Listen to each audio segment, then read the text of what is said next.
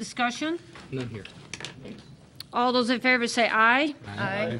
Aye. Thank you. All those opposed, same sign. Consent agenda motion carries 5-0. Thank you. Next item this evening is going to be a special presentation regarding a regional transit business model implementation by Sandra Clark of the Flint Hills Regional Transit. Evening. Good evening. Thank Good you evening, very Sandra. much for allowing me to come here today. I have copies for all of you. Set. I'm the Regional Transit and Mobility Manager for the Flint Hills Regional Transit Administration. I also have with me this evening Jane Foltz, who's the Director of Abilene Parks and Recreation, and she's responsible for Abilene Transportation, and also Ann Smith, who's the Director of Flint Hills Area Transportation, or ADABUS, as it's known in this area. Back in 2010, the Kansas legislators gave Kansas Department of Transportation an additional $1.4 million to implement the regional transit business model. They hired a consultant, Olson and Associates. They went around the state talking to all the transit providers, any stakeholders. You guys may have been involved in that. It was 7 years ago. But as a result of that, they came up with 9 different small urban areas, which we are one of those. We're called the Flint Hills Coordinated Transit District. And there's also one urban area in the Kansas City metro area. The counties that I represent are Washington, Marshall, Pottawatomie, Riley, Clay, Geary, and Dickinson counties. We've officially been meeting since January. I think 2 years ago I came and spoke with you guys about this too, but the first year, 2017, we only had 3 counties that wanted to participate. It was Dickinson, Riley, and Pottawatomie counties. I'm going around now asking for participation from the other counties. And I think I had told Alan that there was 3 that were still on the fence. And I got an email this morning from Commissioner Steinmetz with Geary County, and they did approve our appropriation. And like y'all know, they approved the appropriation. When they put their budget together later this summer, then we'll see. It'll be finalized then if they have enough funds. How much was theirs? How much appropriation was theirs in dollars? That's on Exhibit 2. Okay, I'm sorry. No problem. Get ahead of myself. 2,600. You're just so excited about it, maybe. Geary County's was $2,600. And I'll explain how that works. The purpose of the Coordinated Transit District is to establish a framework that promotes communication between the local elected officials within those 7 counties, with all the transit providers, with any agencies that manage services that their clients have to travel outside their home. To help to develop strategies for the provisions of transit throughout that 7-county area to best utilize that additional $1.4 million that the Kansas legislators gave to KDOT. We look for efficiencies in providing transportation. Sometimes you might have 2 providers within the 7-county area that are both going to Topeka on the same day. And so we're looking at ways, how can we help best utilize those dollars and help all the providers in that 7-county area to help them be more efficient with what they're doing on their day-to-day task. The 2018 budget for the mobility manager position is included in Exhibit 1. It's actually carried out 5 years to 2022. The total budget is $89,800. The Kansas Department of Transportation funds this program at 80% and requires a 20% local match. The 20% local match is generated from those jurisdictions who would like to participate, and any other funding sources or grants that we may be able to obtain. I'm estimating for the city of Junction City that to be between $2,000 and $2,800. The high end would be if Gary County pulls out of and doesn't want to participate, or any of the other. Pottawatomie County hasn't given me a 100% yes yet, but if they've pulled out, it would be on the high end. So, Can I ask you a question, ma'am? yes. So you have Gary County and Junction City, and we fall in Gary County.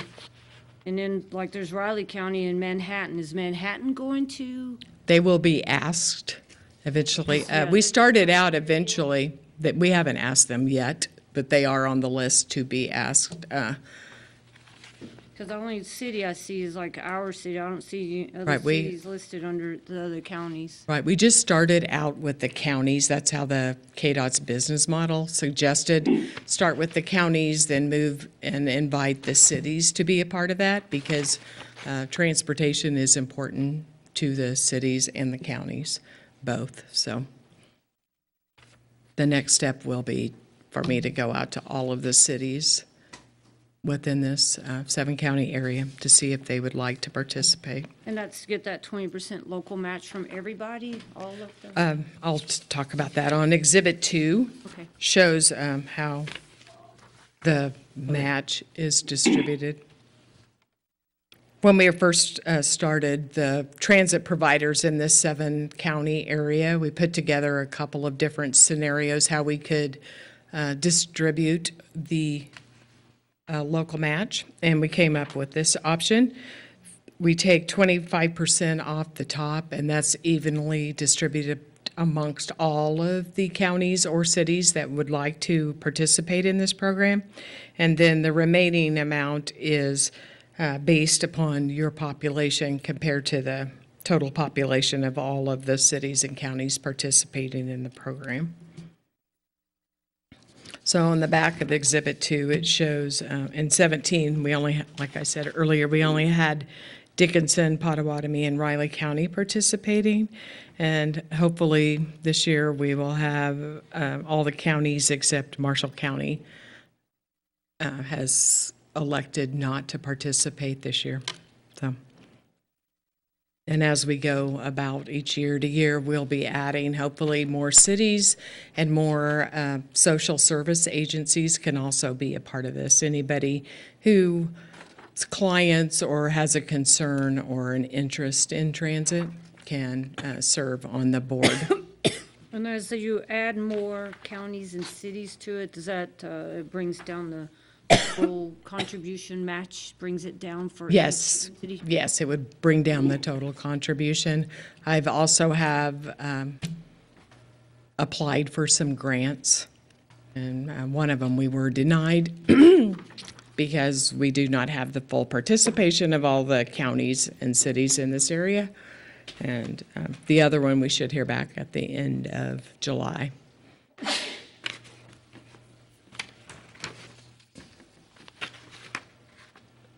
If I might interject, I think we have to be very cautious here, because this is just another open-ended, transportation program. But to me, this should only be a county decision and not cities. The cities make up a greater portion of what the counties are going to have to pay anyway. The cities the residents are going to be getting hit twice again. Once by the county, once by the city. So I think that would be a mistake on our part to enter into this at all. Just like the county is much money to add above, and there's a huge subsidy for all those rides that are given out there, and I just see this as one more thing that we would be getting tied into. So I'm not really in favor of anything like this at this time. And that's why I was also asking about, the different cities, and because when we look at the county, we're a city within it, so we're contributing twice with the county and the city, because we're city residents We're here. double taxed. About 78% of the county evaluation is in the city.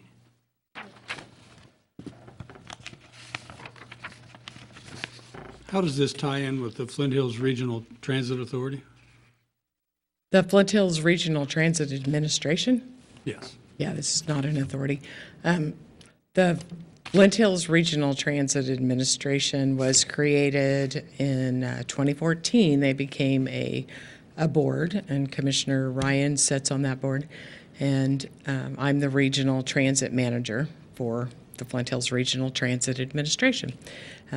Those 50, they receive, the Manhattan urbanized area receives Federal Transit Administration 5307 funds for general public transportation.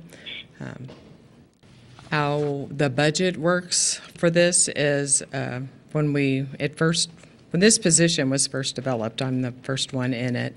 KDOT had the Kansas business model they were trying to implement. The federal dollars, the $5307, were also coming to the Manhattan urbanized area. So they just developed one position, which is what I do. And the state dollars help match the $5307 that come to this region. The $5307 require an 80-20 match, as do the KDOT dollars. So we use the KDOT dollars to offset or match the federal dollars that come to the Manhattan urbanized area. So it's all under, I work as the regional transit and the mobility manager for this region. Okay. I know it gets a little confusing with all the Flint Hills before every organization.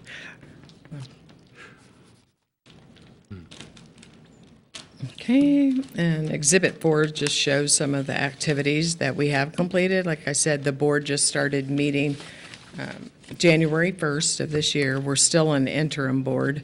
The interlocal agreement's been signed by all the counties. We now need to send that to our Kansas Attorney General's office for review, and then we'll file those. I have been going out.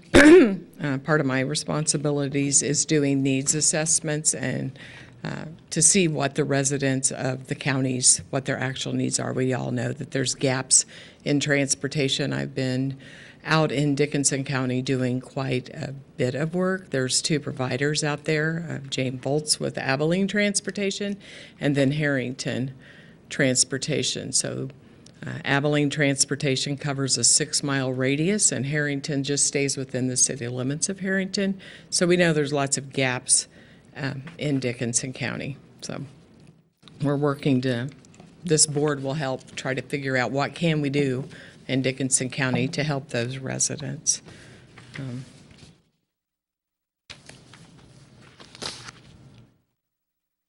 you want me to go over some of the statistics that Ann provided for the city of Junction City? Commissioner Ryan? I think everybody ought to hear the Okay. and statistics. Because what she said the other day is, I'm sure what changed Charles's mind. Yeah. So Charles and I talked about it after the meeting, so. Yeah, okay. I can do that, or I have the figures right here. Okay. ATA Bus employs quite a few Junction City and Gary County residents. And over the course of 13, 14, 15, and 16, and through June 20th of this year, they have paid out over almost $217,000 in payroll to just citizens of this city and this county. So,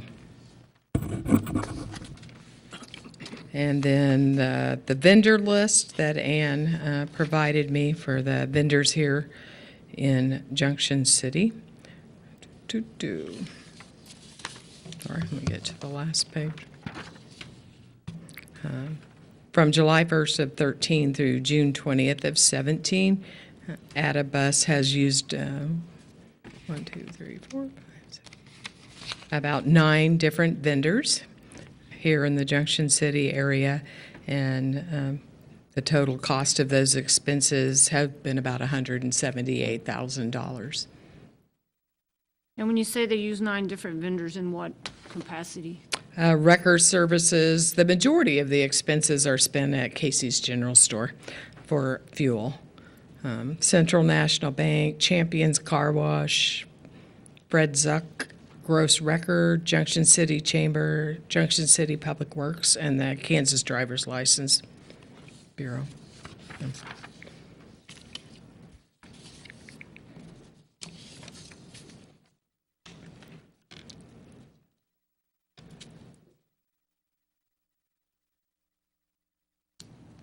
Do you have any questions? That amount of money, was that, for all those years, it was only 200 and some thousand, or I thought when Ann had talked before that it was almost 200,000. Oh, sorry. Sorry. In 2013, there was 95,000. 2014, 100 and close to 150,000. In 2015, 153. 2016, close to 160,000, and fiscal 17 through June 20th, it was 216,000. So Thank you, Commissioner. all that money that's being spent, is that money that's being Wages. made from? That's but it- wages to people who live here. People who live in Junction City and Geary County. Okay. But to pay all that, though, is that coming from the folks riding the buses, where that's that much? Or what's funding it? One of the big funding things is Geary County. Hi. So 70% of our budget is paid for with federal and state grants, Section 5311, and then the state of Kansas kicks in 20%, and then the remaining 30% has been paid for by the Geary County Commission. And we had this kind of conversation with Manhattan City Commission a couple weeks ago. The fares are not local match. You cannot use them to meet the local match. The federal government says you may deduct the fares from your gross expenses. Then you may apply for reimbursement on the grant. So it's like you almost get penalized for fares. And in Manhattan, and as I hope it will become here in Junction City over time, we seek out the service contract concept. So if I have an entity, let's say an apartment complex, and they want a bus to connect to the fixed routes, I don't want them buying fares. I don't want them buying ticket cards. I want a service contract, because the federal government allows you to use that service contract as local match. So then I have a private entity or any non-DOT dollars meeting that local match requirement. And that's the challenge that we face. I think you all know the commissioners cut our budget for 18 by $60,000. That's a significant cut to that budget. We're grateful that the commission continues to support transportation, but as I have spoken with them and with every other entity, our business model speaks to finding ways to try to make public-private partnerships possible. We're never going to fund public transportation without tax dollars. That's the model in the United States, whether it's New York City or Junction City, Kansas. But every dollar that I can turn into a service contract means that's more federal and state dollars that I can bring into this community to support those services. So yes, those employees, that it's better part of $700,000, over $700,000 that we have paid out to employees. They are using those dollars here in Junction City and Geary County for rent, for paying taxes, for buying goods and services throughout the community. And we want to be able to continue to provide that benefit to this community. Mm-hmm. Thank you. Got anything, Jim? I'm thinking. I do want to make a comment.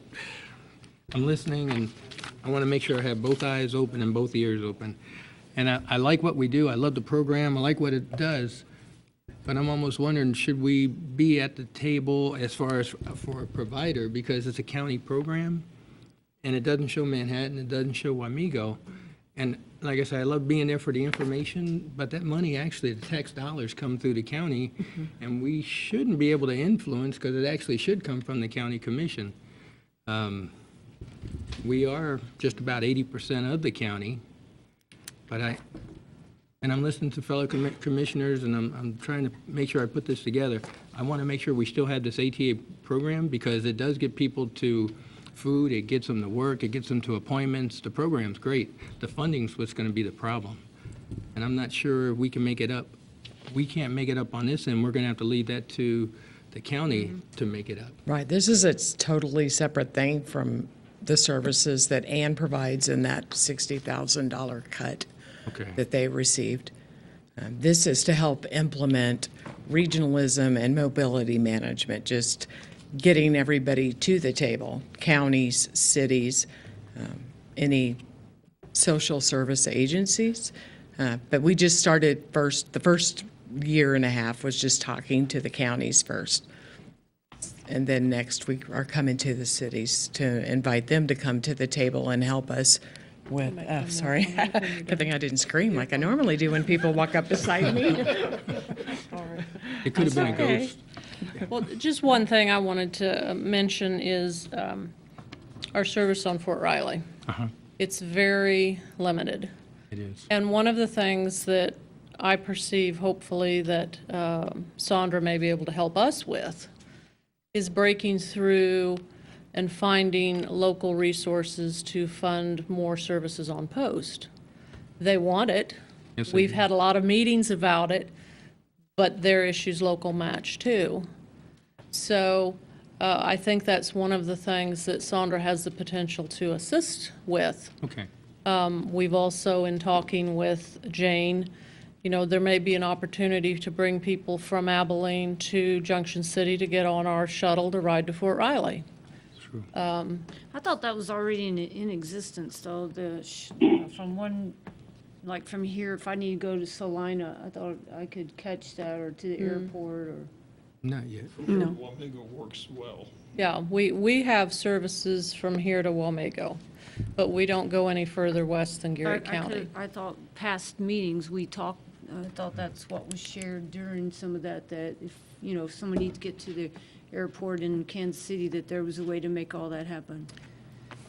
Once upon a time, there was a provider that was making sporadic trips to Kansas City that we could connect with up in Washington County, but they've left the program. But that's one of the things Sandra would potentially help work Yeah, with. if there was a need, we had a need for a lot of people to go to Kansas City, then we would look at having a regional route from here to Kansas City. Or we know that there's individuals that live here that are working over at Russell Stover in Abilene. Yeah. Do we need a regional route from Manhattan here? We could stop in Chapman and Solomon and get them to work in Abilene, or vice versa, taking people from Abilene to Topeka. We could have a regional route along US I-70 up US 24 or straight down I-70 where it needed to go. I thought So that's what the Adibus was going to do. That's a dream, but what? yeah, this is a dream. But This is the, Anna- not a What dream. Sandra's talking about is the region that we're discussing, the 7 counties, has nothing to do with FERDA. Okay. This is a totally different concept. Yeah, I just happen to work for both agencies. Okay. She's So just- I wear two hats, as do just two many full-time people. jobs. Okay. Right, I have two jobs. I work as managing FERDA and managing this Kansas business model and trying to get it implemented in the 7-county area. FERDA is just, the city of, an urbanized area in the city of Manhattan.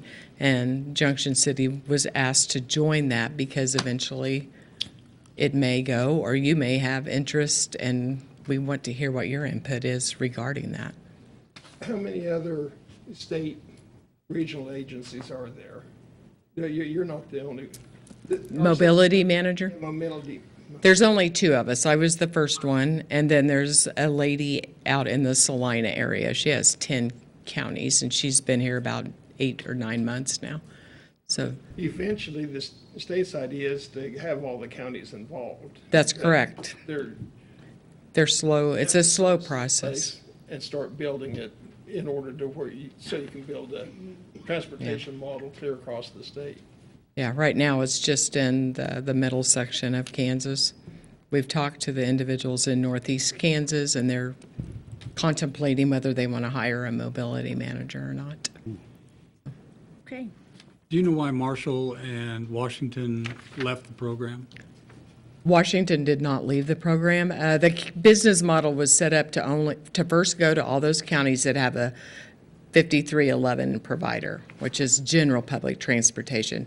Washington County only has a 5310. They just provide service to the elderly and disabled, so we did not ask them to participate. Marshall County does not see the benefits of it. They don't feel that they have any gaps in transportation in Marshall County. So, Thank you, ma'am. okay, thank you. Appreciate the information. Thank you, Sandra. We don't need to. All right, the next item this evening is going to be appointments, and it's going to be the reappointment of Ken Mortensen to a 3-year term on the Metropolitan Planning Commission and Board of Zoning Appeals. Madam Mayor, Ken served and represents the city, I think, extremely well, as all our 3 representatives right now on the MPC and the Board of Zoning Appeals. So I would recommend that you reappoint him for another 3 years, till 2020. So moved. Second. Okay, so I have a motion and a second. Is there any further discussion? None here. All those in favor say aye. Aye. Aye. Those opposed, same sign. Motion carries 5-0. Thank you, Ken Mortensen, for stepping back up to the plate to stay on the MPC and the Board of Zoning Appeals. Okay, next item this evening is going to be consider the agreement to transfer Federal Aviation Administration entitlement funds. Ms. Beatty? In the FAA program, trust fund program, you have to be a designated airport to receive annual funding for capital improvements. And those capital improvements can only be made if they are within a master plan. The reason we're redoing our master plan right now is because we had ran out of things to do that weren't extremely costly. And we didn't feel it was necessary to completely redo our runway at this point. So we're redoing our master plan. Therefore, we have a 2015 grant, we have a 2016 grant, but we didn't spend any money in 2014, which means there's $150,000 sitting there, and we don't have a project and can't qualify to even submit a project between now and the end of the year. A few years ago, the federal system decided that regionally they'd like to keep the money within a region and set up a system that another city can give their funding to another city if it's not going to be used, to keep it within a region or within a state. The city of Colby has a project ready to go, ready to be funded. They're purchasing land to extend their runway. And they need the funding. We have no intention of using it, couldn't even use it even if we wanted to, because we would not get a project approved between now and September 30th, which is when the new year, fiscal year for the federal government is. And that money drops off, and it would be sent back to Washington, D.C., and then D.C. would reallocate it across the United States to another airport. So it'll be used for FAA purposes no matter what. But it was the question of whether we could keep the money in the state. So the request is from the city of Colby and the state aviation, the Kansas aviation director is asking us to sign over the money to Colby so that it can be used at their airport. And you simply sign this form saying that, yeah, we're okay with that. And that's all it is. Rather than send the money back to DC. Not that we ever had it. I mean, it's It's there it's if we sitting had in the reserve, project. in a reserve account in the region. According to the master plan, do we have any capital improvements 18, 19, 20? The old plan doesn't have any plans left except for rebuilding the runway and an apron improvement, both costing, one was 400 and some thousand, and one was almost $1 million, and we had no intention of doing the capital. Even a 10% match on that would be $100,000, and we had no intention of doing that. So that was why we then applied for the redo of the master plan. And it was time to redo it anyway, because they want them done every 15 to 20 years. And so we asked them for a grant to redo it, and that was our 2016 grant. Our 2015 grant was the one that did all of the little minor projects, the renew of the lighting, the fencing The wind around the cone- airport. cones. And and that. So that was the 15 grant, and neither of those spent the full 150,000 or tapped into the 14 grant. So that's why you can save only 3 years up, 3 years worth of matching money, federal money, in order for any one project. Otherwise, it falls back. Even if we had all 3 years of money and the project was larger, then we would have to come up with all the rest of the money, because the FAA only spend a maximum on our airport $150,000 per year, and you can bank 3 years. Well, we're on 2014, will be released at the end of September 30th to go back to Washington. Okay. Why doesn't Colby already have their own arrangement with the FAA like we do? Why do they need our money? Well, they do. They're also a designated airport, but they have a project that's larger and need the funds now. And their project is in place, and they can utilize it within the state if we release it. So what we're doing by releasing it to them is keeping that money here in the state of Kansas. Yes. Another community has reached to us because we haven't used our money, and if we don't sign it over, It just then goes- it goes right back. So goes- we can keep it here in the state and help some other community in the state. Right. Anybody got any other questions or comments, thoughts on that? I move to authorize the mayor and city attorney to sign the request for transfer of FAA entitlement funds as presented. I second that. Okay, I have a motion and a second. Is there any further discussion? None. All those in favor say aye. Aye. Those opposed, same sign. None. Motion carries 5-0. Thank you. Next item this evening is going to be the consideration of ordinance number S3191, request for a special use permit to allow the establishment of an RV campground on land zone MH Mobile Home Park District located at 1510 Rucker Road. For those of you whom I've not met yet, I'm Troy Livingston. I currently serve as the director for the Geary County GIS office, and I'm also the interim zoning and planning administrator for the city and county.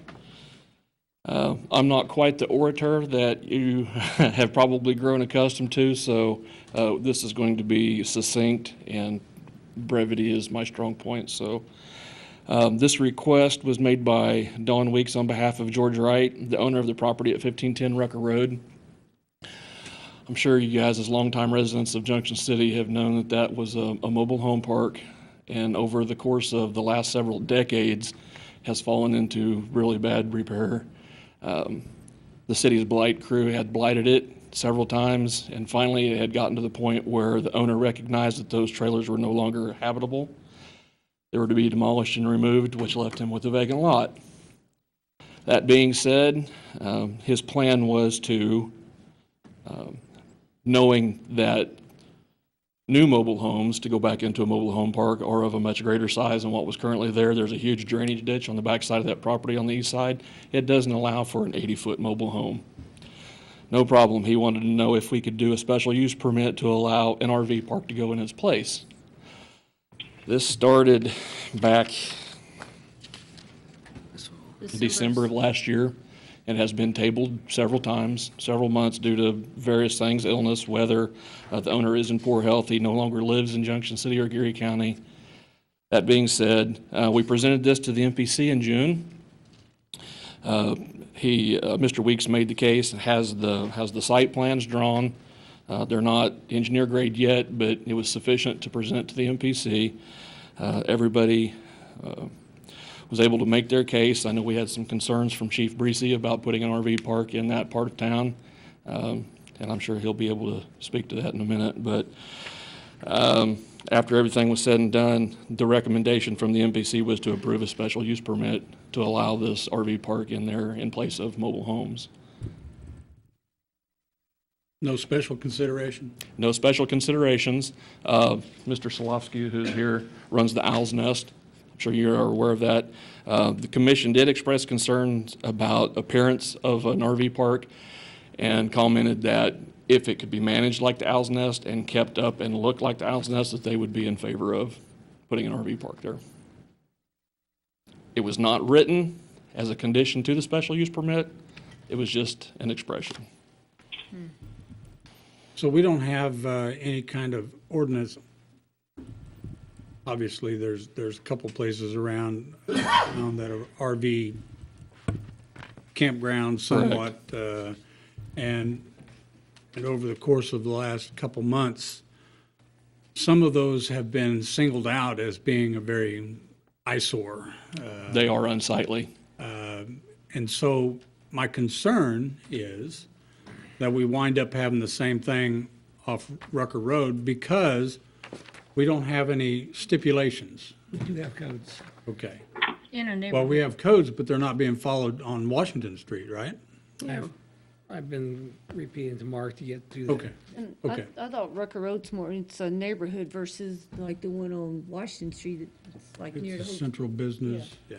Yeah, that one on South Washington is in a business district, a commercial district, and The one it's that you're talking about here on Rucker is in the middle of residential. Right. What we don't have in codes, though, is that they limit, usually RV parking means they're there for a week or 2 weeks, very short periods of time. It is a limited term, right? And that's not what we've been enforcing, or even have in the codes. It doesn't spell that out. And so now what was RV parks have become long-term living sites for individuals. Is it And laid I think out? that's what our problem is. For this, is it laid out that if it's an RV park, I guess you come for a week, like you're on vacation camping or? I can't speak to what his final intention is. He said at the meeting with the MPC that it's for short term. That being said, it's usually people that spend summers like at Acorn Resorts that have their campers out there. In the fall and winter, they get kicked out. They bring them to town, move to town, then they go back in the summer to spend at Acorn. It would be a situation like that, was what he had proposed. But a true RV park is usually no more than 2-3 weeks. What is do you know what the code says on the definition of RV park for a special use permit? You would ask. And I'm gonna, You were prepared. right? It is in here someplace. We do have RV, according to Municipal Code 585.210, there is an RV campground and manufactured mobile home park design standard, which is what he would have to follow. Does it say how long the occupancy or the stay is? It doesn't stipulate specifically, it just says that it is usually considered temporary. And that's always been the problem, is that Yeah, they there's no don't specify specificity. what an RV park Right. length of stay is. And so the RV parks have now become long-term stay units. Correct. Mr. Solovsky, is there a state requirement, or do you just abide by city ordinance? There is not necessarily a state requirement. I want to look up planning. Tom Solosky, 1912, Old Highway 40. I have Champions Car Wash and Owl's Nest Campground. We'll talk about Champions later on my delinquent list. But, so there is not a state statute that's requiring that. However, I am co-president of the KAN RVT. It's a private campground owners. Basically, it's the private campgrounds across Kansas. It's a membership association. And I can tell you that there are certain campgrounds that are in our community that that cannot even be allowed in there because they don't meet our standards as far as appearance and operation. And that your associations, We have made the decision not to offer them a membership, or, you know, they pay for a yearly membership, and in turn, they get advertisement and stuff like that. They get some perks. But I know the two RV parks in Gary County, and Acorns isn't one of them, they wouldn't be invited in. They haven't been invited in, even if they wanted to be in. Just because they don't meet the aesthetic standards, and it's mainly aesthetics. The operation of a campground is very much a management issue. I'm not sure you guys can control, or zoning can control management, but it very much is a management issue. What I was called a Nazi the other day for the enforcement of my rules, which is very, very important to maintain the integrity of the campground. But you have to be that way. I provided Alan and a few other people a copy of my long-term stay contract. So if they stay long-term, because I have certain sites that are designated long-term, and I have certain sites that are designated short-term. And the long-term sites fluctuate throughout the year because guess what? We're in the busy travel season. I have less long-term during the summer, but I'll tell you what, if you have a note to a bank out there or something like that, without offering long-term through the winter months when you still have to pay that note to the bank, long-term is the only way you can survive. So it is important that you allow long-term during the winter months, but if that's all they're offering is long-term, you'll get written up on parkreviews.com, you'll get written up everything, because those people traveling, and they come finding out that you only have long-term, they don't like that. But all my back ends, the ones that are more difficult to get in, are long-term. And if you drive through the campground, all the pull-throughs are short-term. You know, pull-throughs mean it's easy to get in and out. So I can tell you from the standpoint of when I moved here in 1989, the place that you're talking about on Rucker Road didn't look very good in 1989, and it's only gone downhill since then. I'm glad somebody's finally doing something with it, and I'm glad you guys are addressing it.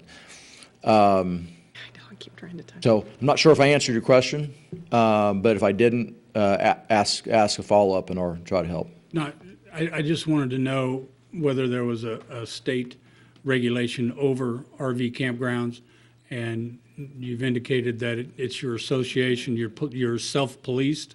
Right. And you, It falls back on the city county. I'm trying to put a RV campground up in the Kansas City metropolitan area right now. And I'll tell you what, you walk in some of those jurisdictions, like this being a jurisdiction here, and they don't want it. They will tell you no, and then other jurisdictions come with open arms. And I'm trying to be close to all the racetrack, the Cabela's, that market over there, and making some progress, narrowing some things down, but it's tough. I've found a beautiful piece of ground, and Shawnee is the jurisdiction there, and they didn't want it. So okay, fine, I'll move to another jurisdiction that they would allow it. So, and I think that the long-term stay camping does leave a lot of bad taste with folks like you or the traveling public. So, and that's, you just got to maintain that high quality as management, and you have to have some assurances that that's the way it's going to be run. I mean, that's hard to do from your guys' seats, but anyway, if you have other questions, let me know. I'm on the agenda later for something else, but. okay. Thank you, Tom. Can we hear from Chief Breesy? Thought he'd gone home.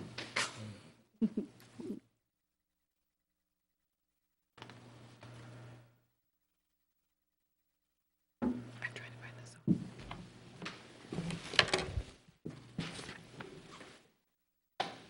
I would love to talk to you all about this. Oh, my goodness. You were prepared. Up on your screens also, Jim will put some of these pictures. Thank you.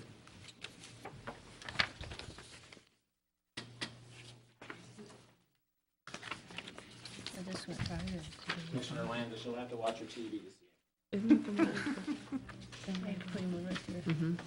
That's why. we're having issue. That's why, okay. That's not on here.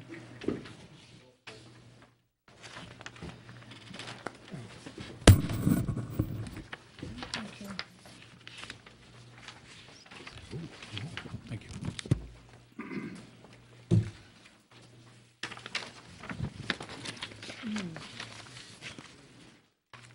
Thank you, Chief.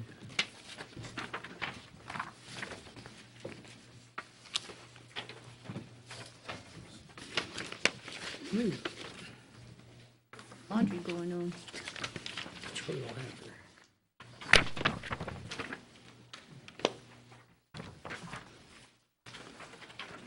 That looks so nice.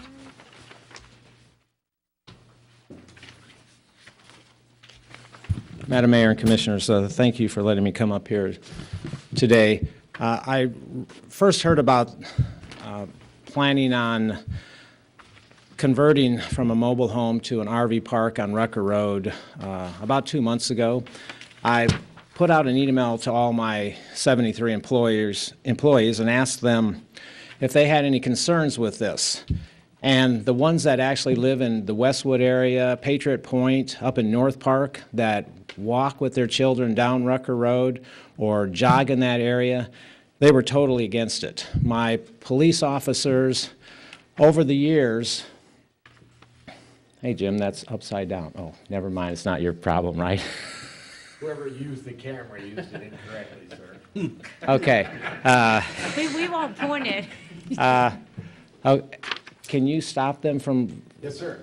Okay, because I'll talk about each one in a minute.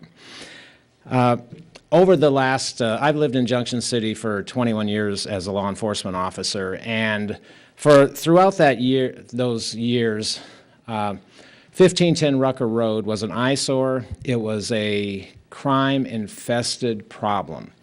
And I looked at statistics just from 2009, and from 2009 to 2016, when pretty much most of the people had moved out. I know in 2016, pretty much everybody was gone. But in a 2-year period, 2009 to 2011, we responded to 116 cases. From the next 4.5 years, when it was pretty much half the occupants, we responded 159 times. So out of that 6 years, we responded 275 times for calls of service, which run the gamut from rapes, the majority, drug cases, you name it, it happened. And then I talked to the only neighbor in that whole area, which is right across the street, the DeJesus's, and they've been an occupant of that area for well over 60 years. And they were thrilled when they started tearing down those trailer courts, because she is single by herself, 85 years old, and I don't think she's even looking forward to, if they make that an RV park and those transient people come and go, where in that whole neighborhood is there another house within a half mile? There isn't. She's directly right across the street. And so some of the things that when we spent well over $1 million on Rucker Road, and from A Street all the way to North Park, 3 lanes, 2 lanes, a turning lane, put sidewalks on both sides. It is beautiful. And what happened, I don't know why, but right when they hit 1510 Rucker Road, they stopped the sidewalk. That whole sidewalk is all the way to North Park except that stretch right there. And it is, for being in business for all those years, it is not paved. It's nothing but dirt and grass. And when you look at some of, even you go to Owl's Nest, it's all paved. Every one of those RVs is on a platform of concrete or asphalt. You go to Sunset, although Sunset out in Grandview has a parking lot, most of all those RVs are on the grass and dirt, and our ones at Budget Host on South Washington is on concrete or gravel.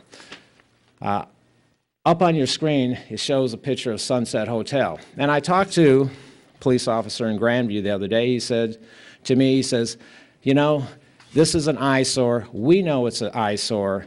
And when people are driving west on I-70, what do they see right before they get to our hometown, Junction City? They see the biggest eyesore on I-70, probably for hundreds of miles. They see that RV park. And that's their business, what they do in Grandview. But when somebody there says, would you stop here seeing that? Well, I know 1510 Rucker Road is a different area, but it is a residential area. We have put a lot of money and effort in that area, and I would hate to see that we put something in there that we cannot control. And I know when I talked at the MPC, they can stay forever. And that's what that park was. They stayed forever as mobile homes, and it got so dilapidated they had to tear them down because they were falling apart. When you go out and look at the remaining building that's at 1510, Jim, could you get over to find the picture? Keep going. That is Sunset. There's a lot of children that walk down that This is Rucker Budget Road. Host on Washington. When you're looking for? Keep going. This is Owl's Nest, and this is, I've been through there several times. It is beautiful. Good job. And it's what, to me, that's what an RV park should be. Now, this building right here, when Mr.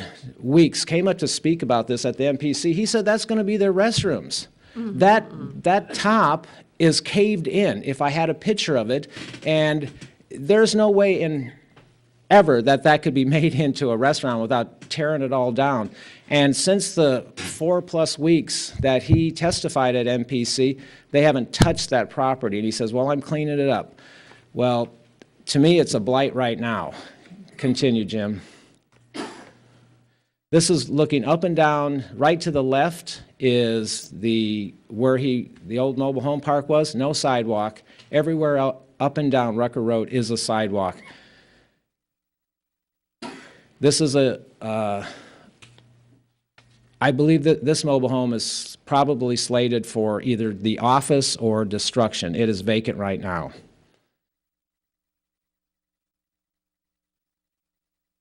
Chief, one of the things that I know I notice in that area is because of neighborhoods, there's a lot of children that walk down Rucker Road to get over to the high school from that area as well. Yeah, it's the fastest way, well, coming out of North Park, it's the fastest way to get there. Whether they're biking, I've seen kids out there on their skateboards, their bicycles, and Jim, would you go another one? This is looking up towards North Park. Advance another one. Going back towards A Street. This, when you look at the area, this was all built recently in, what, 8 years or less? And it's a beautiful area. This is where my car is parked. You see the front end. I think that area right there is blocked off. It's the Patriot Point area. And one of the kids, I think he's on a bicycle. But, you know, I'd be happy to answer any questions. But, you know, from a law enforcement perspective, I was so happy when they started tearing those buildings down. And I thought, once and for all, we can get rid of an eyesore. And then when I heard that Mr. Weeks wanted to put this in, you know, from the street to the wooded area, there can't be 100 feet. That property from the whole lot there, I just can't imagine anything that you could put there that would be a viable business. And I definitely think that putting an RV park there, that's the wrong place in our city. If there's any questions, I'll be glad to address them. Not, thank you. I want to reiterate that Chief Breesy did speak to the Planning Commission, so this is not new information, and he did receive, you know, he talked to me about making presentations tonight, so. So I liked what Mr. Savalsky was talking about, the owl's nest. He's got the ones that they back in that are like long-term. You Long-term, got the right. drive-through. I've been up Rucker Road more than one time, and I'm just not seeing how you're gonna. There is no room to pull through. They would all be back in. So, you know, in the interest of brevity, really all we need to do is decide whether or not an RV park would be an acceptable use for that area. Absolutely, yes or no. And I do appreciate Chief Breesy's comments. He's been here a long time. Now, after all the public comments were over with the MPC meeting, the commission did recommend 100% to recommend approval of a special use permit. I know there is contention, so, and it's not, as far as I'm concerned, it's not my job to try to convince you one way or the other. It's just, here are the facts. You guys are longtime Junction City residents. Just from a procedural standpoint, since the Planning Commission recommended approval, it would take 4 affirmative votes to go against the Planning Commission recommendation. Is it still a public comment or not? You can come back forward, Sure. please. Let me add something else, just so you're aware of the option. Another option you have is to send it back to the Planning Commission. Go ahead, sir. Tom Solosky again. Just a couple more comments. You know, it really not going to make a bit of difference to me whether you approve it or not. I love competition, and it wouldn't break my heart if you guys didn't approve it. But I want to clarify something. If, you know, some of the housing that is provided out of RVs or mobile homes is not what our community wants, where it's long-term like that. And I recognize that and I understand that. I think we all, the ones of us that have been in the community for a long time, recognize that. I think you're inviting some problems, like Chief says. But I will tell you that if you do approve an RV park, whether now or in the future, I want you to know how wonderful people they are. I have a blast managing my campground. Those travelers, whether travelers for overnight or 2 or 3 nights because they're checking out Abilene, they're checking out Fort Riley or whatever, they're some of the greatest people in the world as far as their attitudes and everything. And then our long-termers mostly they're military, they just came here, they're waiting on housing. They're military that are getting out of the military and they sold their house already and they're having to live out RV for 2 or 3 months before they head down the road to the next duty station, or because they're getting completely out or whatever. So from a standpoint, I don't want you to confuse RV customers with problems, and I don't think that the chief was trying to allude to that at all. But I just wanted to speak to that real quick to make sure it's clear in your minds. You guys got a difficult job. How do you handle that? If you approve it, how do you handle it and still maintain that high quality? In your guys' seat, it's tough to do. But some of my counterparts across the state say they only allow units in that are a certain age class or newer. I don't do that. There's one RV owner down in Wichita that it has to be worth so much. I don't know how you get away with that, but it has to be worth so much before they let you in. And there's some beautiful Class A motorhomes in there, and every one of them's probably more expensive than our homes. They're very, very nice. My requirement is, when you come in, it has to be aesthetically pleasing, and everything has to be in working order. Electric, water, sewer, and everything. If they're jerry-rigging electric, if the sewer doesn't work, and anything like that, they're not allowed in my campground. But if you guys do approve it or looking at it in the future, I'd be glad to help you guys out on give you my suggestions, whether you take them or not. But you already have one RV park in the city, and you have 3 or 4 of them, depending on how you count in the county. And so I think it is something worthwhile looking at. So me and David Yearout been talking about it for 3 years. But, you know, his plate was so full that he never got to that topic. But anyway, if I can be any help, let me know. Thank you. Thank you. Well, I think we need to look at a standard ordinance for RV parks, because obviously we have an ordinance that's not being followed.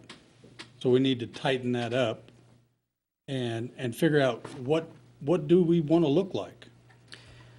And then just make that consistently standard throughout the city. I think it's being followed. It's just the question of whether you're going to make them temporary or what is defined as temporary. Well, this hasn't been followed.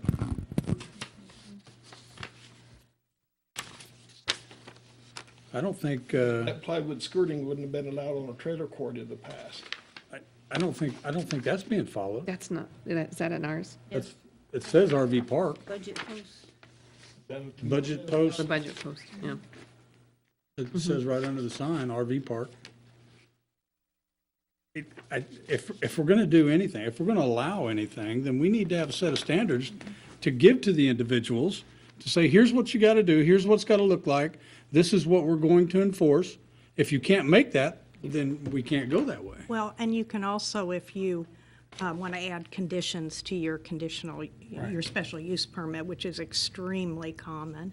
Something else that's very common is that they're granted for a limited period of time. So say, 5 years, 2 years, and, they have to come back in and have it renewed if they're not complying with the ordinance. And I'm sure there's other ordinances. And if you put conditions in, it would also take a supermajority approval because the planning commission didn't. But you can also send it back to them and ask them to consider conditions. You have several options here.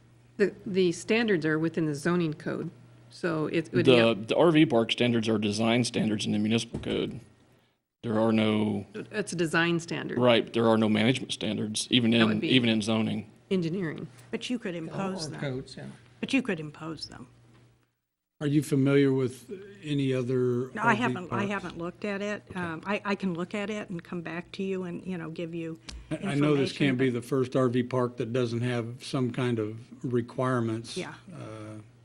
Although the association has their own requirements, I would imagine cities throughout the state of Kansas, somebody's got an ordinance that, Possibly, yeah, okay. so.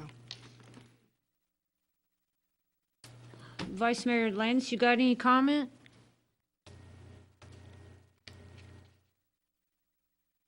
Commissioner Landis? He might have nodded off. Did we lose him? Oh, wait a minute. Commissioner Landis? Maybe disposed. Okay, yeah, he might be tied up at the moment. Okay. Okay, what's the will of the commission on this? Oh, I have some comments, Oh, but I'm go going to ahead, let please, Commissioner yeah. Ryan go first. Okay. I would definitely consider sending it back to the MPC to look at standards. Otherwise, if we don't do that, we just have to table it until after the fact, until after we address some kind of a code that would give them standards to Right, operate and it's by. been tabled since December of 2016 already, so. But And- not on, Not by us. not by the No, planning no, commission. that's correct. So- That's correct. Yeah. So we could table it until Sure. August of 18. Yeah, Well, they're not meeting this month, so. I'm sorry. Oh, you ate that. You're ahead of me. Madam Mayor, Mr. Troy, I have several issues, and I have 4 that I'm going to talk about. One, safety, and safety is one of our primary concerns. It's one of the things that drew me to this community, talking to people who have been here longer than me, that remember Junction City as being a clean community. And we have fallen off, some because people don't want to. The minor things like sweep up their grass cuttings, I'm just going to stick with that. Edging looks really good. Our city's not as great as it great looking in appearance as it should be. And that's the other thing that drew a lot of people, and they still remember, no matter what the name is out there, folks know that we're not that name anymore. Our appearance has come up, but we need to continue to grow up and come up. And when I see something like this, and you tell me you want to put a business in, and then you send me a picture like this, you better never send me a picture like this and expect an approval. This will never, ever get past me. I was a garrison sergeant major in charge of the housing on Fort Riley, and if I saw something like that, I probably would have ran it over with a bulldozer myself. Mr. Weeks did indicate that that would be remodeled, but. Oh, he better remodel before. It would have to be demolished and start from scratch. There's no way to remodel that. Show us what the product will look like. Right now, it doesn't look anything like what I'd like to see a business to be, and that can just be from me. Sure. We're cleaning up our city, and we're going to continue to clean up our city. And no matter how we take it forward, if he wants to go forward with a business, this is not the way to do it. The last thing is, Junction City has standards. We need to improve upon our standards, and I think we send this back to the planning and zoning, and we start to incorporate some type of standards that are enforceable. Not impossible standards, but standards that are enforceable, and that's what we need to do. We have Mr. Solofsky there who's willing to come in with some ideas. He's been in the business. That's who we want. And I think we bring some folks together that can help build this and make something that's sustainable and actually able to put in place. This is just showing us that we need better standards, and for the next couple items that are coming up, I have topics about those too. But those are just my suggestions, my points of interest. We're not going to have trash in our city. We're going to have great-looking communities. This is where I live, not where I just lay my head and pay my taxes. I live here, and I'm concerned about the appearance. Exactly. I think everyone is. Thank you, Troy. All right. Thank you. So your recommendation would be to send it back to the MPC? Well, they have to vote formally on it. Commissioner Landis, are you back with us? Commissioner Landis? You have a quorum. Hmm? You have a quorum. You're Okay. still ahead. Okay. Okay, so what's the will of the commission? I make a motion, or I make a motion, or excuse me, I move to send it back to the Planning and Zoning Commission to enforce standards, and then we'll reconsider. Well, so let's But be we real need to know this- specific, because yeah. they need direction. Yeah, they need to know. So if the desire of the commission is to send it back to the planning commission Yes. to consider imposing conditions. Conditions, standards, On the approval, which are standards relating to both the, physical plant, but also the operation. I mean, to be determined.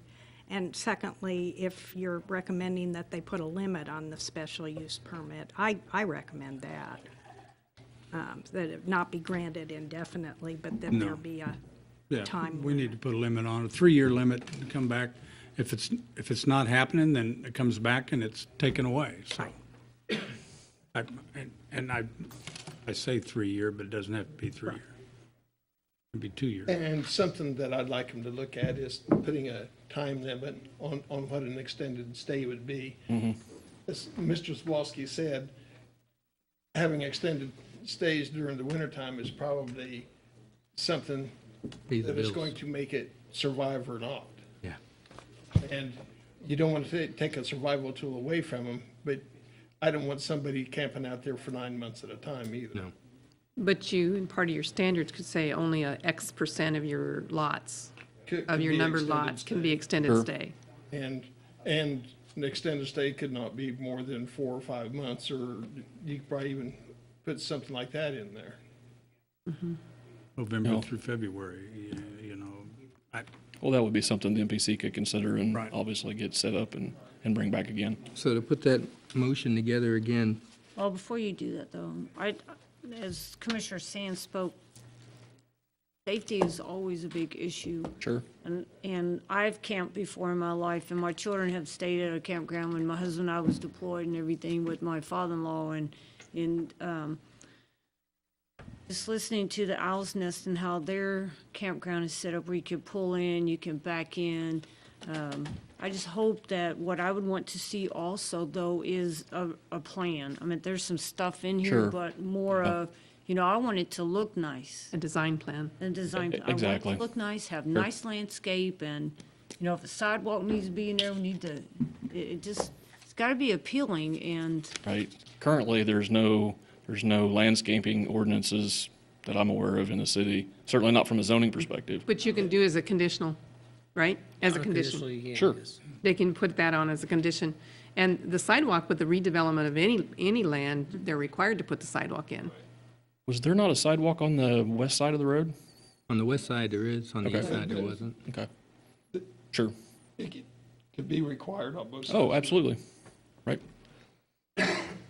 Something else about that side is, I don't see any way that they're gonna pull a trailer in and turn around in there, It has to be backed in. There's no way to pull And I through. feel like you know, or with be traffic, motorhomes. Right. with traffic issues, problems, Make them, one of the conditions be a traffic study.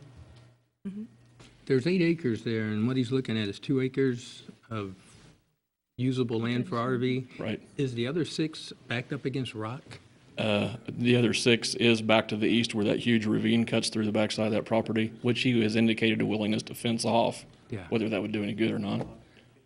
But I figure you still got 6 acres, and with that ditch there, even if you covered it with a drainage tube and allowed for more use Oh, of the right. I'm not sure the owner's willing to spend that kind of money, but the owner is in very poor health. Like I said, he lives out of state. Oh, yeah. This was an option that he had considered. I don't know, even if approved, that he would go ahead and do it. If he wants the RV park, that's the way we'll look at it. Right. The design standards, do they require a tornado shelter? I don't know. Mobile home parks, they do. Yeah, apparently so. Yeah, and make, Hey, we got you back. Can you hear me now? yes. Yep, loud and clear. Great. I was talking the whole time, but nothing was getting through. Can you I've talk, said that for a long time. can you talk again? But yeah, did you finish it or not? No, we were just continuing to discuss, some of the conditions and things that we're concerned about, so can you, share your Here's thoughts? the question I had. How long has this current owner owned the property? About 15 years. 15 years. So in that time, and it's been blighted, It has. blighted area. Yeah, it has. So, we want to continue to support this person who lives out of state. And look how many blights we have and condemned buildings or homes we have around our town that are owned by people out of state. That's a big concern for me. I don't want to, say we're not, want to promote business here in town, but, come on. You don't take care of your property as it is. And yet you want to put something, close to 77 Highway? I'm not seeing it. I mean, unless there's, substantial improvements made to the existing property, and I didn't even see Captain Breesy's, or Chief Breesy's photographs, that, I wouldn't be supportive of something like this. And I'm amazed that there aren't standards in place.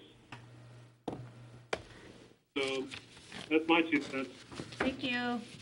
I think our discussion while you weren't on the phone was to send it back to the MPC with, to consider conditions, requirements as far as standards and aesthetics and what it looks like. And so far, that has been the majority of the commission, was to send it back.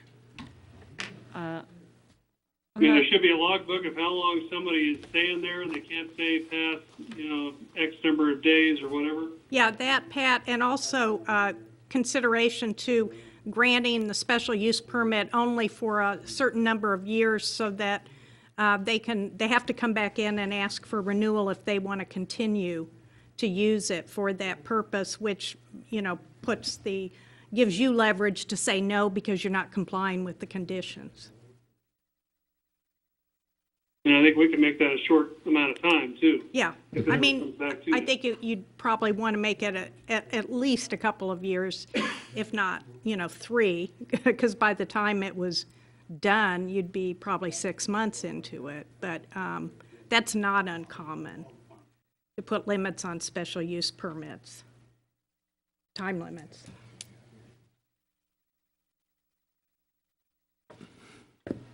So with everything that we have, I withdraw the motion?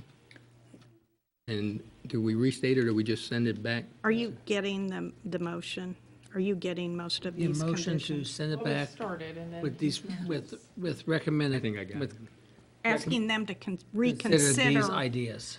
to reconsider the application and take into account these concepts. I have the different ones listed. We just needed Okay. a better motion. He's Writing it down. Trying to. Basically, a motion would be to send it back to the planning commission or MPC with the ideas that we've mentioned that the city clerk already has scribed. We'll repeat those. Well, we talked about time limits on the, the term of the stays, only allowing a percentage of the spots to be used for extended stays, conditions on relating to the aesthetics, wanting a more complete design plan before they'll even consider Traffic study. approval. And traffic study. A traffic study and then putting a time limit on the grant of the special use permit. All right. I rescinded my motion, and I'm going to try it again. We're going to send this back to the Planning and Zoning Commission to reconsider. Let's see. Well, you can just say, Jim, I so move, because I just Yeah. repeated all of this. So moved.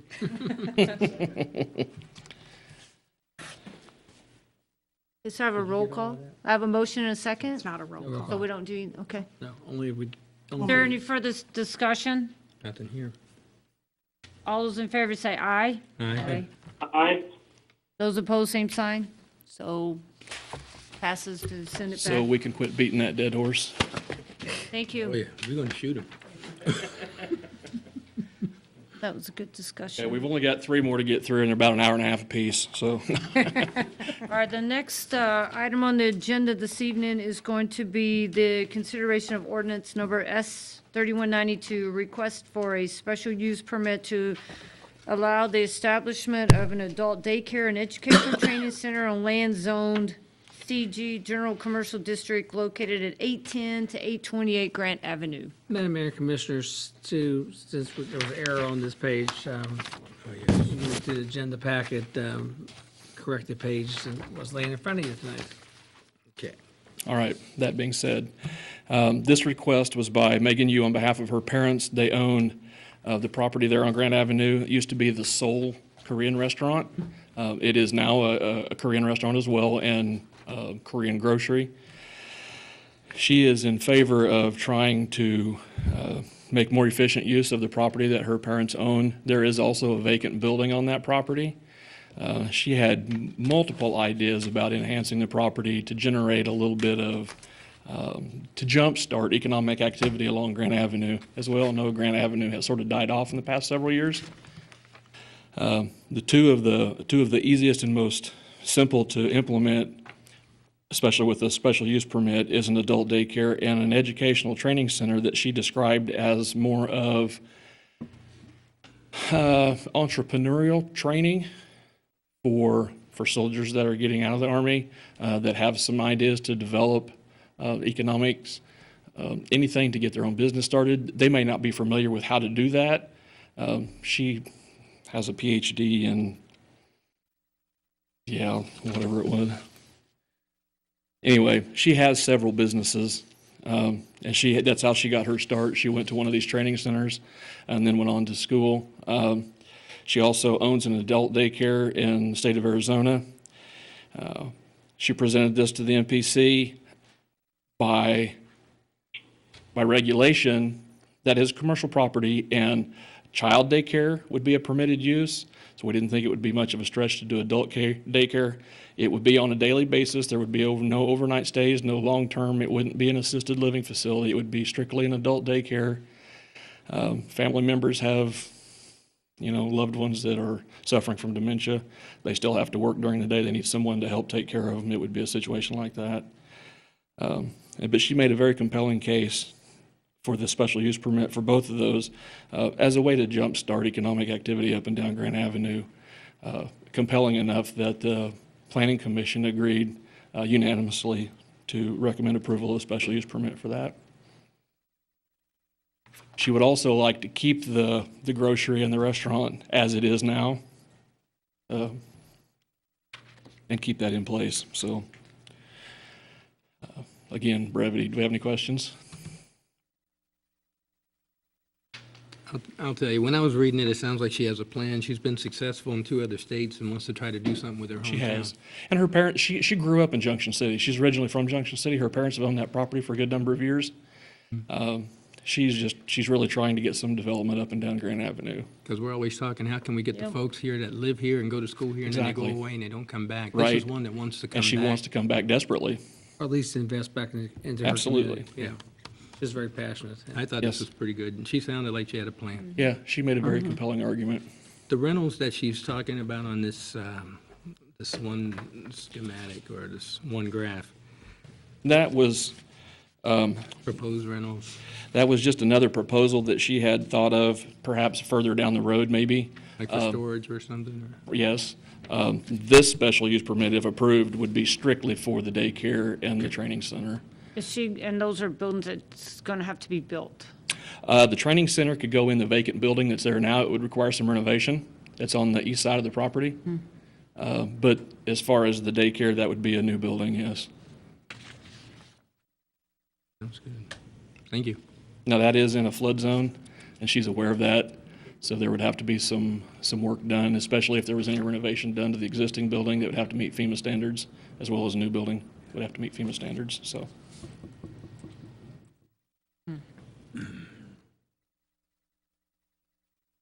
Anybody else? Commissioner McAllister, anything? Well, yeah, that area, in that particular area, I think there's maybe a 2-block, 3-block area. There's a lot of blight. And in particular, on the north side of that piece of property, there's a lot of blight. And I assume that if she's going to remodel, she's going to go in there and clean up and follow the codes. Well, of course, that was her intent. Okay, so she was going to go in and just clean up the area, spruce it up, make it nice, and Absolutely. do this daycare. And most of the blight that is occurring in that particular area is coming from the mobile home park directly behind our property. Right. So, Well, in any of the vacant buildings along the way. exactly. Or not Sure. taken Yeah, care of. anytime a building's vacant, it falls into disrepair, and then there's all kinds of activities that go on in there that don't need to be happening, so.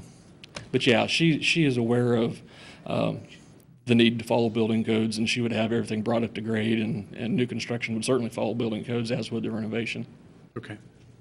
That was my only concern. When you say, though, she's aware, is it written out in her business plan or plan that? Yes. That is going to get Yes. taken care of? Yes. Commissioner Ryan, anything? You guys have covered it well. Okay. Commissioner Landis, anything? Vice Mayor? I don't have any problem with this. Okay. So will the commission? I move to accept the recommendation of the Metropolitan Planning Commission and to approve ordinance number S3192, granting a special use permit to allow the establishment of an adult daycare and educational training center on property zoned CG, General Commercial District located at 810 to 828 Grand Avenue, Junction City, Kansas, for the reasons stated by the MPC. Second. Okay, I have a motion and a second. Are there any further discussion? Nothing here. Okay, and those are the roll call. Commissioner Ryan? Yes. Commissioner Landis? Yes, Mayor Fitzgerald? Yes. Commissioner Sands? Yes. Commissioner McAllister? Yes. Okay, motion carries. Thank you. Next item this evening is going to be consideration of ordinance number S3193, request for a special use permit to allow a mobile home dealership license on the land zoned MH Mobile Home Park District located at 2220 Prospect Circle.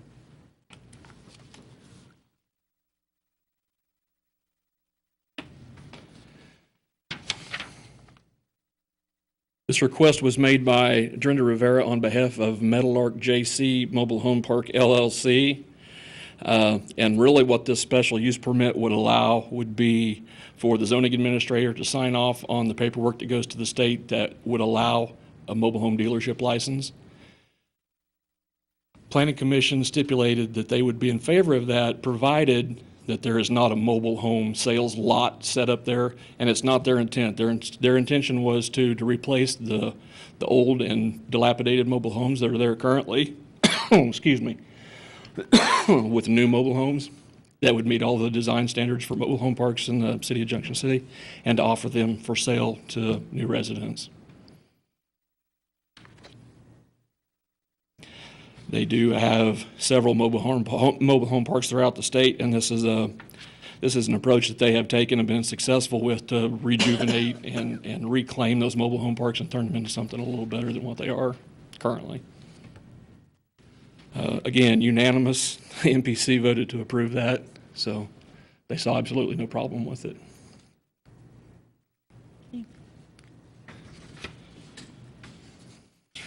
I'll start it off again. Mr. Troy, good evening again. When I initially came on the commission, the commissioners had segments of the city, and that particular area there was the mobile homes that was mine. And I visited quite a few of those parks, and this is actually one of the better ones that was out there. And It is. I kind of liked this one. The people had a plan, and I went further down, and the further I got, well, anyway,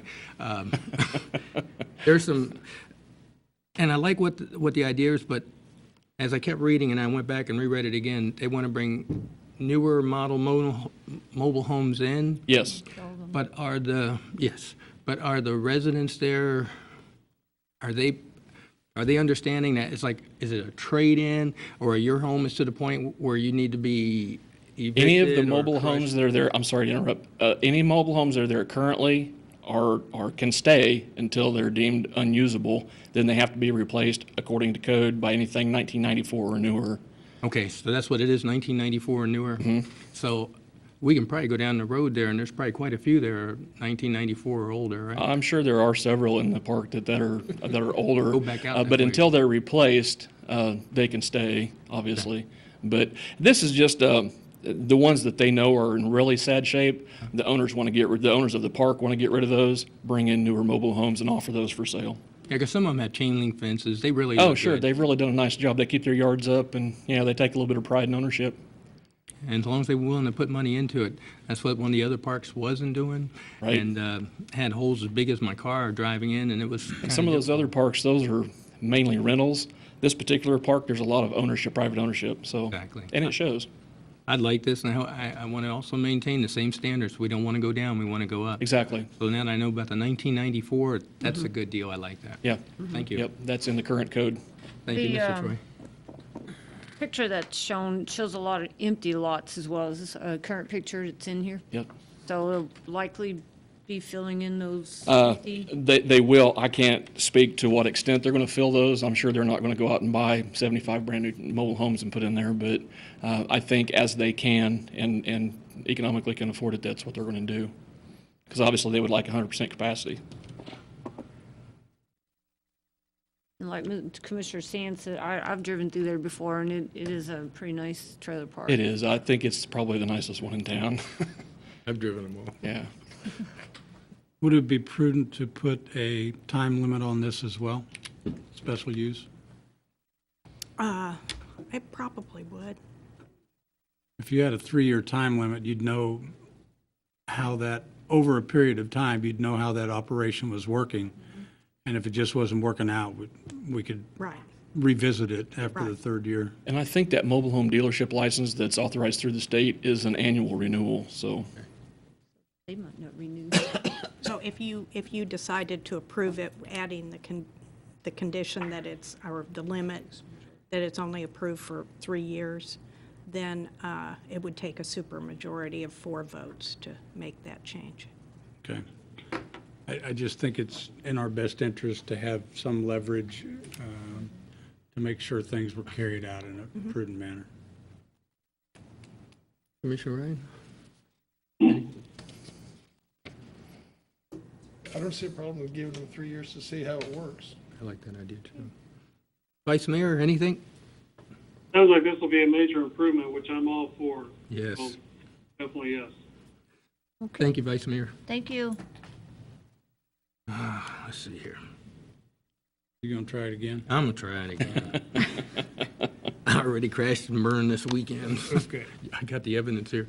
I move to accept the recommendation of the Metropolitan Planning Commission and approve ordinance number S3193, granting a special use permit to allow mobile home dealership on property zone MH Mobile Home Park District located at 2220 Prospect Circle, Junction City, Kansas, for the reasons stated by the MPC, also putting a 3-year special use, 3-year limit on the special use permit. Second. Thank you. So I have a motion and a second. It's going to be a roll call. Commissioner Ryan? Yes. Commissioner Landis? Yes.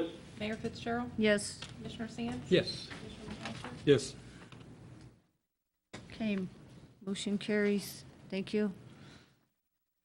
Next item this evening is going to be the consideration of ordinance number S3194, request for a special use permit to allow development of a freight transfer storage area in the CG and CSR districts located at Gateway Court.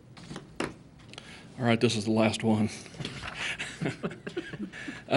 This request was made by Mr. Solofsky on behalf of Triangle Self-Storage and Gateway Business Group, LLC, requesting a special use permit to allow freight transfer and storage, primarily to accommodate the need for additional storage for Foot Locker. Gateway Court is zoned commercial, and we had asked Mr. Solofsky if he might want to consider a rezone to industrial, which would allow that by right.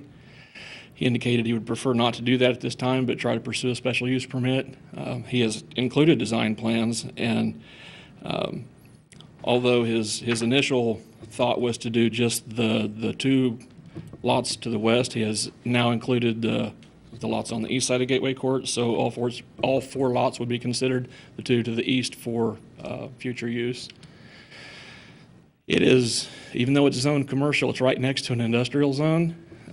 That's the current use there now. There are shipping containers in storage in a lot right there now. That's just Foot Locker has additional need.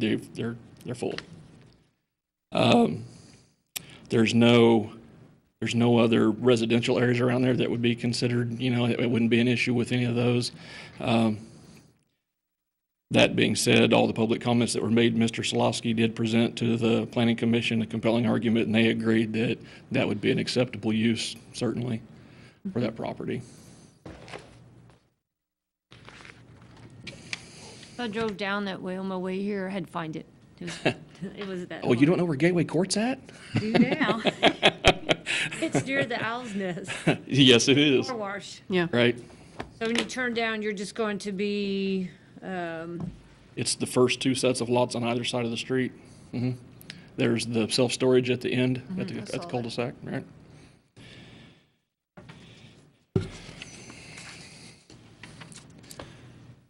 I move to approve ordinance S3194, request for a special use permit to allow development of freight transfer storage area in the CG and CSR districts located at Gateway Court. Second. is there any further discussion? None here. Nope. Roll call, please. Commissioner Ryan? Yes. Commissioner Landis? Yes. Mayor Fitzgerald? Yes. Commissioner Sands? Yes. Commissioner McAllister? Yes. Okay, thank you. Motion carries 5-0. All right, the next item this evening is going to be consideration of ordinance number G1207, amending the value of property stolen covered by theft ordinance to be $1,500. Good evening. I'm Brendan Stites. I'm your city prosecutor. Okay. We're in trouble.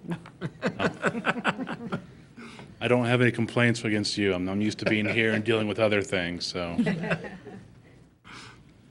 This one here is just kind of basically catch up, because a couple years ago, the state legislature decided to up the minimum for it. And so all I want to do is for us to catch up, because right now there's a gap between the county and us, and County Attorney Blaisdell approached me and said she didn't want those extra cases. And there aren't really a whole lot there that happened, because if they hit that value, it may be like a vehicular burglary, and then you have that's a felony, so it doesn't deal with us. But there may be some, like depending on what electronics, they may try to steal from most likely Walmart, places like that. We just want to be able to have that gap and be able to make up for it.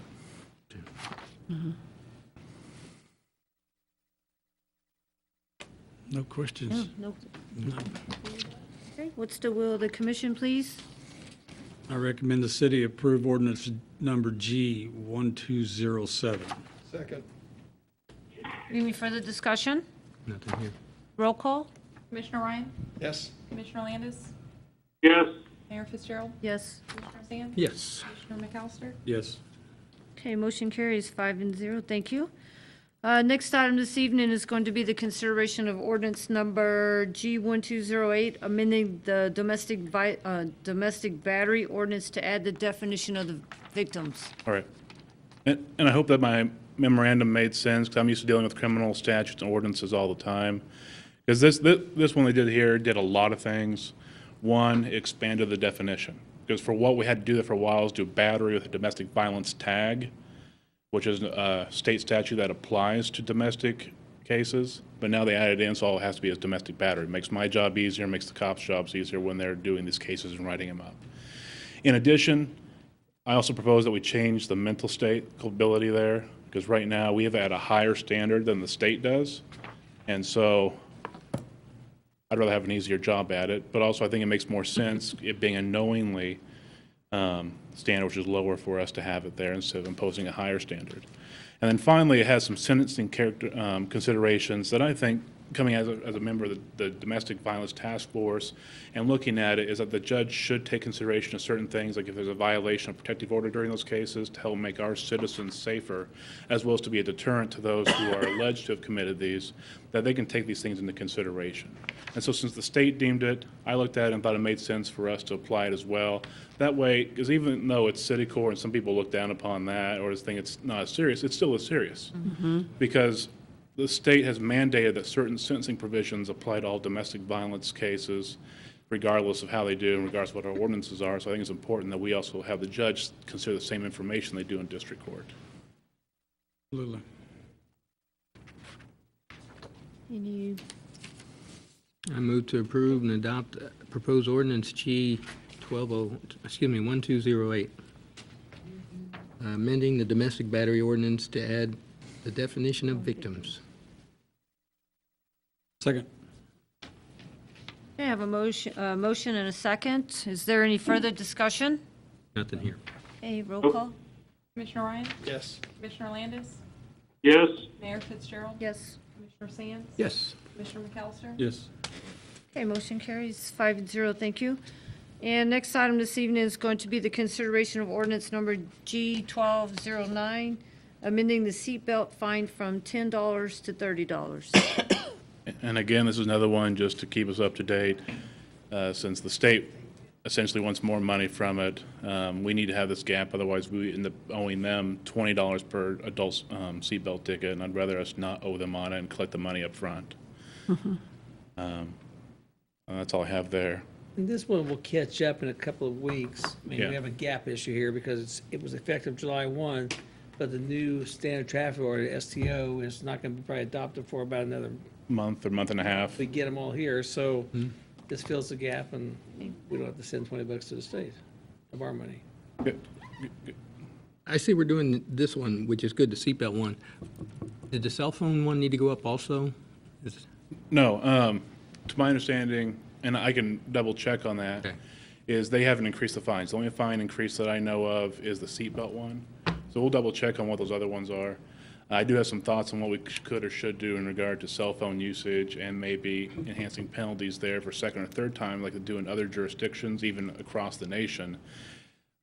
Because just driving around town, I can see that people aren't adhering to it, and I don't have lights and sirens or the badge, and so I can't do anything about that yet, at least. Those are things I see as just kind of a safety issue because the high number of things happen there. But for the seatbelts, the big thing is there is the state statute says any ordinance or resolution that's contrary to this is void.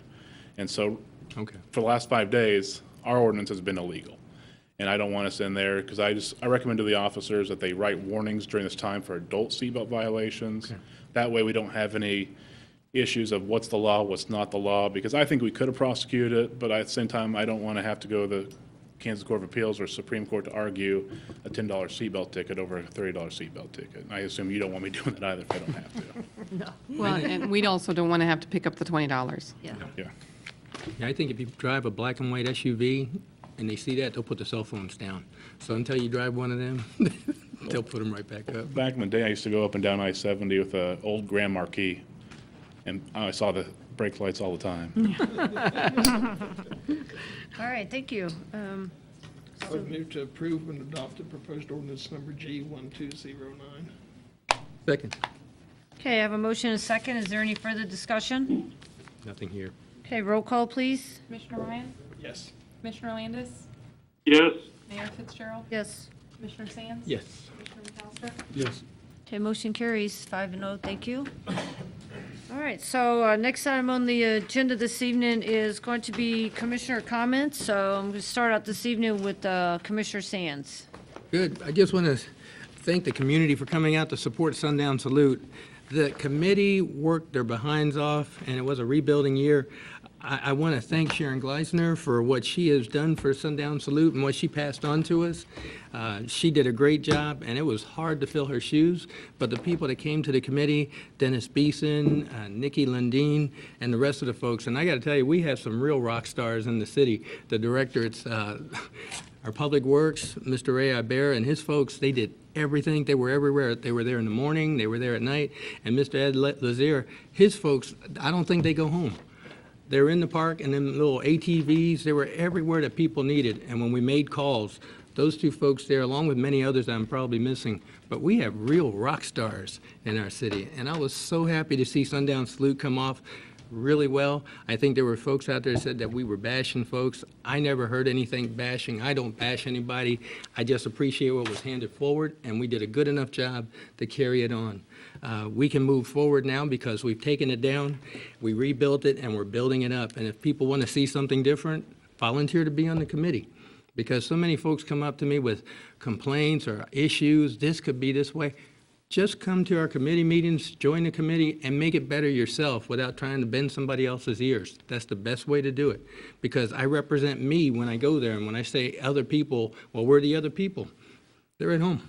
So, Madam Mayor, great Sundown Salute. I have no committees to report at this time. Next meeting, we will. All Thank right, you. thank you. Commissioner McAllister? I just wanted to say, and Jim's covered it all, I think it was very successful this past weekend. Appreciate everything the city did, and they really stepped up and were rock stars. Rock stars. Okay. Ed wasn't giving autographs, though. No committee meetings to report until next commission meeting. That's all I have, Madam Mayor. Thank you. Thank you. Commissioner Ryan? Unfortunately, I didn't get to spend much time at Sundown Salute. My excuse for that is my brother-in-law was visiting in town, and he's a disabled vet, and walking was not easy for him, and he's too hard-headed, bullheaded to let somebody get a wheelchair to wheel him to see something. And I didn't want that battle. So he did make it to the parade, and he enjoyed the parade immensely. He said it was the best parade he's ever seen in Junction City. Of course, he joined the service in '71 and left here, and I don't think he's been back for the 4th of July until this year. Oh, my goodness. Mr. Perez received a Quilt of Valor yesterday afternoon, and I didn't get to hear all the words. Madam Mayor was there. I hope maybe you can fill in. But he was a retired vet, right? Right, And he was the ROTC instructor at the high school. Oh, yeah. And a soccer coach at the high school. This As a was- son on the PD. Very wonderful man. My wife knew him from years past and knew that he was a good man. And very deserving, and kind of cool to have a Quilt of Valor delivered on the 4th of July. And I will not be here next meeting, but I can't tell you why. Okay. Don't want to be killed. No, I don't. We still have one of these? You gonna phone in? If, I don't even know what my schedule's gonna be like. If I can call in, I will. okay, just keep us, yeah. Anything else, Commissioner Ryan? No, that's all. Thank you. Vice Mayor Landis? I just want to thank the Sundown Salute Committee and probably a couple hundred volunteers that made the event so great. I'd also like to thank those that contribute financially to the event, even though they had their challenges to start with. A lot of people stepped up and provided funding to, make this a successful event once again. I think we need a little help with our audio system. Anybody that stepped up to the microphone tonight, it was really tough to hear, even with the phone all the way up to my ear. And I think Mr. Dinkle sits back in his chair and his microphone's not long enough to reach and hardly hear him. So we probably ought to look into a couple of those things. But that's about all I have. And everybody get back to work now that the holiday's over, right? Take care. All right, thank you, and thanks for calling out Mr. Dinkle for not talking in his microphone. Now he is sitting close to it. You will hear from here on out, Commissioner. So I'll speak just briefly. I mean, I like to talk, but I'll keep mine short. So just like all the other commissioners said, Sundown Salute this year was really a very nice time, and I had the opportunity to be there every night, which I was grateful for that. I know that a lot of people worked hard on that. The committee, as others have pointed out, our city did a fantastic job, and I can't say, anything bad about Public Works or Parks or anything, because I know those guys were out there working at 11 o'clock, midnight, for, dark 30 in the morning. Also want to thank the major sponsor, which was Dell Motors, because their sponsorship of that really helped to make it successful, and those are some great folks there. Our military was also in our 4th of July parade this year, being led by Brigadier General Frank. That was his last major event in our community before he moves on to his next assignment. So I know myself and several of us, including the city manager, attended the Victories with Honor ceremony last week to bid General Frank farewell and good luck into his next assignment. So as others have spoke, I sat on a couple of boards, and they'll be coming up in the future, so we'll be able to report back on our boards at the next meeting. And last thing, I would just like to say that, for Junction City and all the folks that live here, we appreciate everything that you do for the community and everything, and thank you. And with that, I will go to City Manager. Thank you, Madam Mayor. Real quickly, there is going to be a J-Luce public meeting, I think the last one, tentatively on July 20th. I don't got any details yet. I just got the note because I have a committee meeting on the 19th, so haven't seen the exact time and place yet on the 20th. I think I have it here. Yeah, okay. My committee meeting's on the 19th in Manhattan, but we'll be over here. Next Tuesday, July 11th, is the last day to register to vote for the August 1 primary. So those that want to vote in the August 1 primary, which for this city commission races, have to, if they're not registered to vote, have to do so by July 11th. And of course, just as a reminder, if you've changed name, changed address, even if you moved across the street, you have to re-register to vote. So in doubt, contact the county clerk, and they can guide you with that.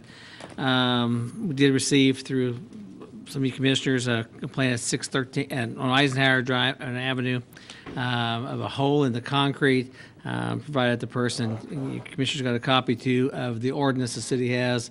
Curb and gutter belongs, the responsibility of the adjacent property owner, and I sent an email. So when you have those, and that's a policy the city have put in place, an ordinance the city have put in place, I don't know when, but it's been in place. Many years ago. Many years ago, and it continues to be. So that is all I have. And Commissioner Landis, good luck. Thank you. The J-Luce is at 5 at the Opera House. Okay. On the 20th. I hadn't seen it. Thank you.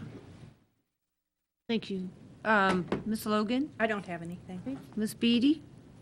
We did get all the final numbers from the county, and so we're wrapping up the audit now. I'm only waiting for a report from EDC on the top 10 employers so that I can finalize all the numbers, put that together, and submit the final audit for your review, probably, I don't know if we'll make it by the second meeting in July, but definitely by the first meeting in August. And Ellen and I just have to sit down and decide what our final numbers are going to be for presentation to you, hopefully by the next budget, or next meeting, I mean. Next meeting, that's what we're talking about, so that we can submit a final budget to you for public hearing. So, keep them busy. Thank you. Ms. Settles? Nothing. Chief Breesy, got anything else? No, ma'am. Chief Johnson, you've been so quiet tonight. You have anything? I just have one thing.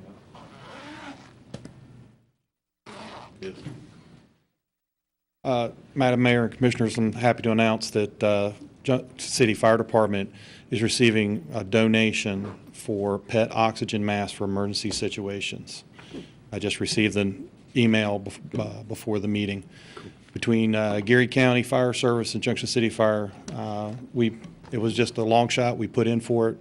So we're going to have masks that if we come up on a structure fire and a pet, a dog or a cat or an animal needs to be revived, we have a special mask that we'll be able to use to help with that process. Pretty cool. So I'm very proud of working together with Geary County and making that happen. Great. Thank you. Thanks, Chief. Mr. Lazier? Mr. Ibarra?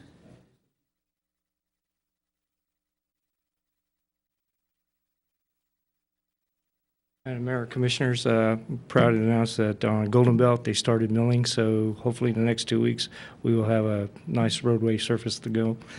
Also, we had a pre-con on the 8th Street bike and pedestrian pathway, and their start date is today, but depending on whether they get their SWIP program to KDOT and KDOT approves it, which is that storm erosion control, that will determine what their date is. And then tomorrow, we will have a pre-con for the Clink project and for the street maintenance with the Apex here in Call Valley, and to get that project underway, and then we'll have a start date for that. And that's all I have. Thank you. Mr. Ibarra, that drainage in front of the apartments down there on Golden Belt, that drainage fixed? Yes, we got the right-of-way from KDOT, we've got the pipe through there, and then we've got the riprap, and all we have to do is grade it and then put that fence back together for KDOT, and then we'll call them to inspect it. Thank you so much. Okay, thank you. Thank you. Mr. Peterson? Nothing, thank you. Okay, Mr. Gurman? Nothing, Madam Mayor, thank you. Oh, and Mr. Osborne's not here, so can I get a motion to, Make a motion, we adjourn? Second? oh, any further discussion? All those in favor say aye. Aye.